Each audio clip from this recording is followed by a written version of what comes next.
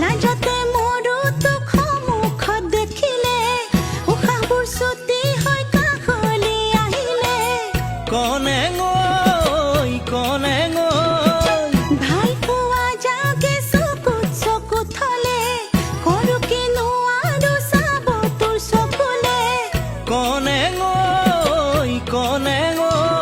দূৰণিৰে পৰাই চকু চকু পৰিছ তই ৰঙা কোলা পচোৱা বৰিছে আচলখন খহিছে দেহাটোৰ কুমলীয়া দূৰণিৰে পৰাই চকুত চকু পৰিছ তই ৰঙা কোলা